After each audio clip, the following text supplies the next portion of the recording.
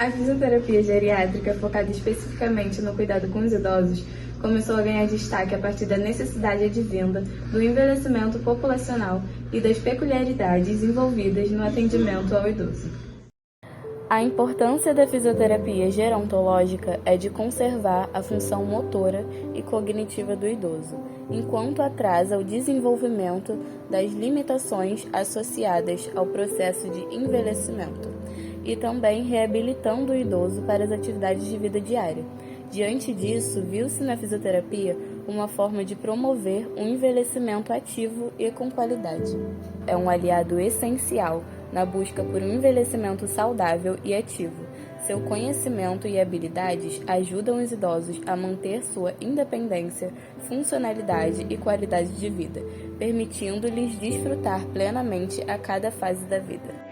E algumas patologias que podem ser tratadas pelo fisioterapeuta em geriatria são diabetes, hipertensão arterial, doenças cardíacas, osteoporose, hérnia de disco, tendinites, bursites, artrose e muitas outras.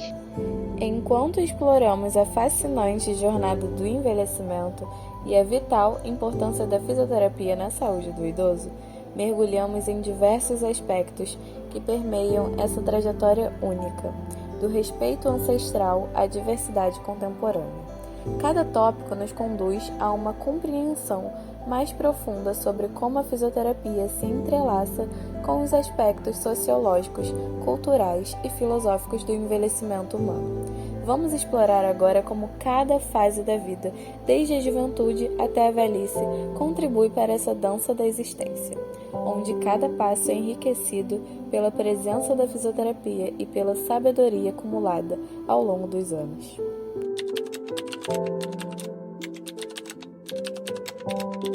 Na antiguidade, os idosos eram frequentemente vistos com respeito e reverência por sua sabedoria e experiência de vida. Eles desempenhavam papéis importantes na família e na comunidade, muitas vezes como conselheiros e líderes. No entanto, as condições de saúde precárias e a expectativa de vida mais baixa significavam que o envelhecimento também era associado a desafios físicos e sociais. Atualmente, no Brasil, o idoso é alguém que tem mais de 65 anos. O conceito de idoso vai mudando de acordo com cada época e com cada sociedade. Hoje, o idoso é uma pessoa inteligente, versátil, saudável, forte, resistente e livre. Uma pessoa que tem um pensamento ampliado, é moderno, tecnológico, entende de todas as mudanças que estão acontecendo no mundo, tem cultura, o âmbito de leitura, pratica esportes, caminha, namora, dança e entre outras coisas. Como, infelizmente, nem tudo são flores nessa jornada, o etarismo ou preconceito relacionado à idade ainda persiste em nossa sociedade, lançando sombras sobre a existência do envelhecimento. É crucial entender como esses estereótipos afetam os idosos e como a fisioterapia pode ajudar a combater essas barreiras, promovendo a inclusão e celebrando a diversidade do envelhecimento. A própria vida é um processo, um ciclo existencial, social, cultural, psicológico e biológico. O envelhecimento faz parte desse processo, uma das diversas etapas que o compõem. A velhice é uma parte natural da vida e nada mais do que uma categoria construída socialmente. Cada cultura determina quando uma pessoa é considerada idosa para determinadas atividades. Quando falamos dessas pessoas, devemos sempre ter em mente que se trata de uma combinação de elementos, coisas ou partes da natureza diferentes. Se a vida de cada pessoa for diferente, então o estilo de envelhecimento de cada pessoa também será diferente. Ou seja, haverá diversidade no envelhecimento.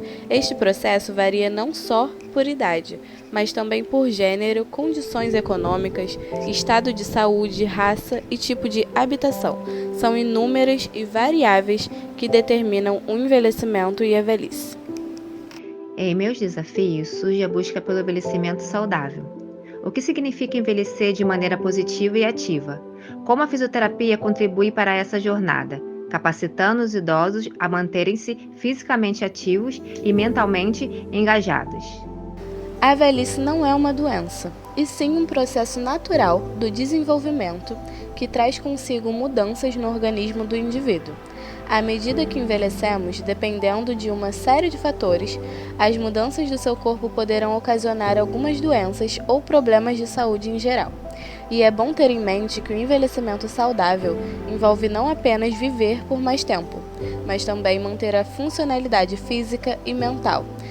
A juventude e a velhice coexistem em um espaço de corpo e alma. Desde o nosso nascimento e, aos contrários, tornam-se um só num diálogo, em que nunca desaparecerão. A velhice para a filosofia não é uma cisão em relação à vida precedente, mas é, na verdade, uma continuação da adolescência e da juventude, da maturidade que podem ter sido vividas de diversas maneiras. Pontuando sobre a teoria de desenvolvimento para Erik Erikson, as pessoas idosas pertencem ao último estágio do ciclo de vida, 60 anos até a morte, conhecido como integridade versus desespero. A integridade ocorre quando há aceitação da própria vida, como algo que tinha que ser e não permitia alternativas. Portanto, o desespero ocorre quando sabe-se que não há mais muito tempo e ainda deseja realizar coisas não resolvidas pelo indivíduo. Dentre adversidades, temos a síndrome do ninho vazio. É um termo que descreve o sentimento de solidão, perda e vazio emocional, experimentado por idosos quando seus filhos deixam o lar, seja para estudar, trabalhar, casar ou seguir outros caminhos de vida. Os sintomas incluem tristeza, solidão, perda de propósito e vazio.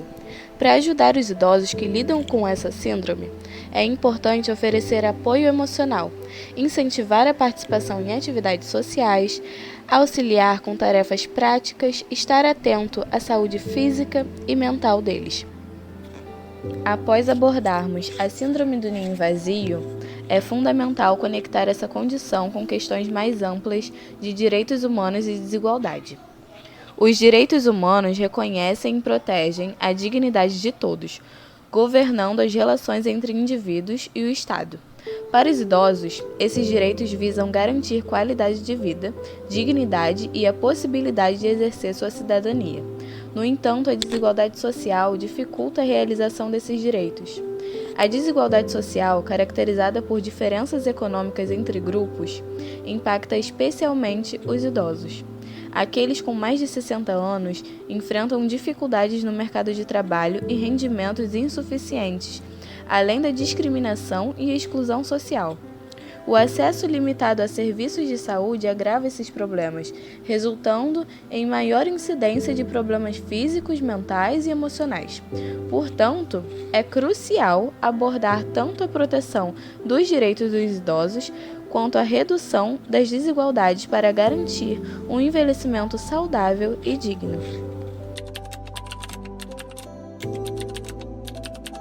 O SUS representa uma conquista da sociedade brasileira, porque promove a justiça social, com atendimento a todos os indivíduos. Além disso, é o maior sistema público de saúde do mundo. Sua assistência abrange a promoção da saúde, a prevenção de agravos e doenças, o diagnóstico, o tratamento e a reabilitação. Qual as maiores diferenças para a senhora sendo atendida pelo SUS? Porque eu faço tratamento grátis e já fiz várias vezes, fica perfeito e no final a gente fica feliz. Por muitas vezes que eu já fiz tratamento da coluna e isso é para idoso, né? Então a gente tem sempre renovando, sempre dores, mas a gente faz os tratamentos e se sente feliz porque melhora as dores. E como a senhora se sente depois do tratamento? Realizada e feliz, e eu passo para minhas amigas que precisam também. O que mais mudou na sua rotina? Porque eu sentia muitas câimbras. E eu fiz o tratamento e agora eu pulo até bananeira. Uma equipe multiprofissional é particularmente crucial. Os idosos frequentemente enfrentam problemas de saúde complexos que requerem cuidados variados e especializados. Uma equipe multiprofissional, composta por médicos, enfermeiros, psicólogos, fisioterapeutas, nutricionistas, assistentes sociais, entre outros, assegura que todas as necessidades do paciente idoso sejam atendidas de forma integrada e coordenada. O trabalho conjunto desses profissionais permite um cuidado mais holístico, abordando não apenas os aspectos físicos da saúde, mas também os psicológicos, sociais e nutricionais. Isso é vital para garantir um envelhecimento saudável e para melhorar a qualidade de vida dos idosos, que muitas vezes se encontram hospitalizados, sozinhos e fragilizados. A humanização é crucial, pois é a atenção direcionada pelo cuidado que faz com que seja o melhor atendimento possível ao paciente, tendo maior nível de aproximação com o paciente. Tendo em vista que ninguém cuida de longe, é preciso da parte do profissional a atenção, a paciência e uma boa interação.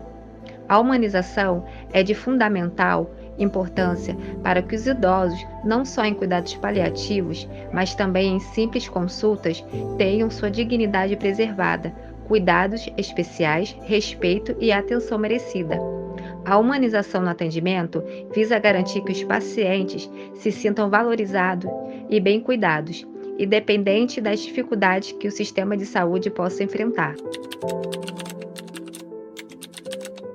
Quais são os objetivos principais da fisioterapia geriátrica? Bem, como fisioterapeuta eu posso afirmar que 3 dos principais objetivos da fisioterapia geriátrica são: o primeiro deles é que o fisioterapeuta entenda todo o processo de envelhecimento normal, chamado senescência, e correlacione com o processo de envelhecimento patológico, que chama senilidade. O fisioterapeuta só consegue intervir de forma assertiva quando ele consegue correlacionar o envelhecimento que está acontecendo normalmente com possíveis patologias que o idoso possa apresentar. O segundo momento é, no identificar disso, o fisioterapeuta pode instituir ações preventivas.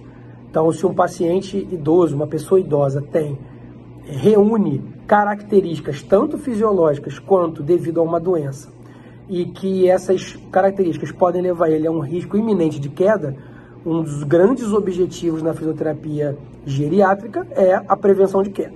E um terceiro motivo é que essas doenças que eu comentei, elas podem ser crítico-crônicas, então elas podem ter uma história natural. Dentro dessa história, em algum momento, elas podem apresentar os 3 principais déficits que o idoso tem, que é o déficit cognitivo, o déficit nutricional e o funcional. Mais precisamente do déficit funcional, a fisioterapia atua de forma a prevenir ou tratar sinais e sintomas, atuar na manutenção ou na otimização da funcionalidade e, em suma, isso promove muito mais qualidade de vida ao idoso. Como o fisioterapeuta pode ajudar e atuar em contextos clínicos neurológicos, como, por exemplo, a doença de Parkinson e o AVC. Então, pontuando sobre a doença de Parkinson.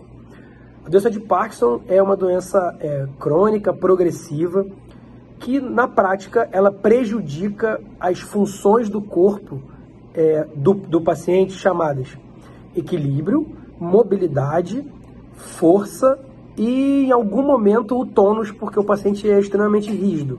Primeiro ele tem que entender a doença, depois ele precisa fazer uma boa avaliação, porque por mais que tenham 10 pacientes com a mesma doença, não necessariamente os pacientes apresentam os mesmos sinais e sintomas e as mesmas disfunções.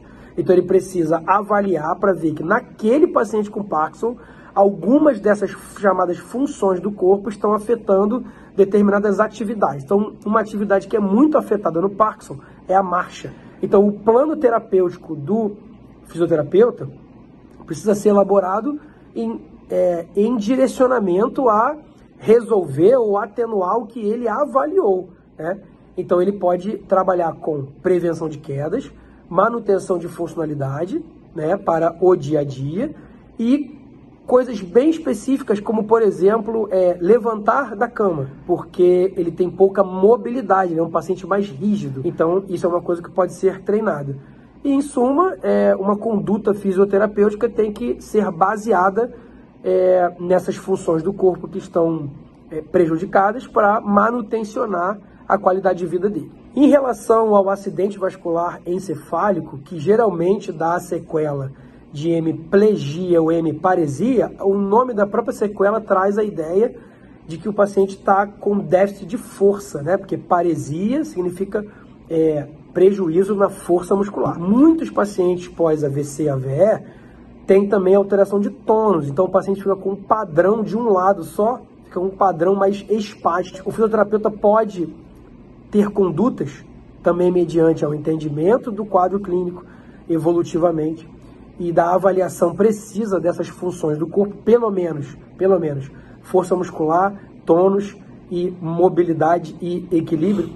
E o tratamento vai ser direcionado para a manutenção ou ganho de força naquele lado plégico, sempre com atividades funcionais, nunca é um atendimento parado, né? E adaptações e organizações domiciliares, porque o paciente teve um AVE, pode ter a sequela de hemiparesia ou hemiplegia, mas um papel do fisioterapeuta é torná-lo mais funcional possível, ainda que ele tenha sequelas. Uma outra questão muito importante e que deve ser trabalhado por todo profissional de saúde, especificamente o fisioterapeuta que lida muito com a proximidade do paciente e ele é frequentemente questionado, é a seguinte pergunta: como que o fisioterapeuta, o profissional de saúde, o fisioterapeuta lida com a possível perda do paciente? Bem, eu preciso dizer, quando você vai atender um paciente, seja ele no hospital, na saúde da família, ou no ambiente domiciliar, ou na sua clínica, quando você vai atender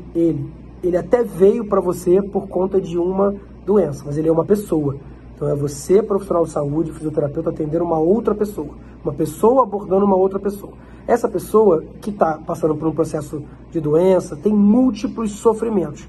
Você, antes ou em paralelo de avaliá-lo de forma técnica, você tem que avaliá-lo de forma multidimensional, entender como que aquela doença está gerando sofrimento físico, que é provavelmente o que ele veio te buscar, né, para atenuar, mas outros tipos de sofrimento. Acho que isso é uma boa entrada.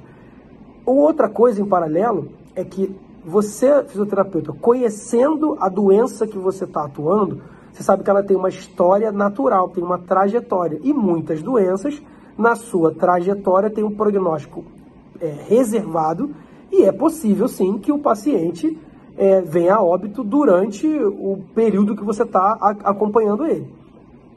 Para isso também é que o fisioterapeuta precisa estudar e ser capacitado na atuação em cuidados paliativos, porque dá essa noção de que as coisas têm uma trajetória, em cada fase da doença é necessário uma abordagem diferente e a revisão de objetivos, porque se uma pessoa tem um prognóstico reservado, você tem que gerar mais intensidade no seu plano terapêutico e, consequentemente, abordar coisas diferentes nas diferentes fases. É até um pouco da equidade, né, do princípio do SUS relacionado a isso, de uma forma mais técnica. Tem até um instrumento dentro do cuidado paliativo chamado NEC-PAL, que é um instrumento que delimita as necessidades de cuidado paliativo. Nesse instrumento tem a seguinte pergunta que corrobora com esta pergunta que me foi feita aqui, que é o seguinte: você se surpreenderia se o seu paciente falecesse nos próximos 12 meses? Um profissional de saúde, um fisioterapeuta capacitado para atuar em cuidados paliativos, por exemplo, não ficaria impactado com uma pergunta dessa, porque diante do diagnóstico de base e todo o contexto clínico que o paciente está envolvido, ele, consequentemente, teria essa noção e programaria as ações dele em forma de plano terapêutico individualizado e contextualizado para poder contemplar, inclusive, essa pergunta. Então, a única forma de você lidar com isso é você estudando e sendo capacitado. Que este documentário sirva como um lembrete poderoso de que a humanização no atendimento em fisioterapia é fundamental para a saúde e o bem-estar dos idosos. Vamos continuar a promover a humanização no atendimento, garantindo que todos os idosos recebam respeito, o apoio e o cuidado que merecem.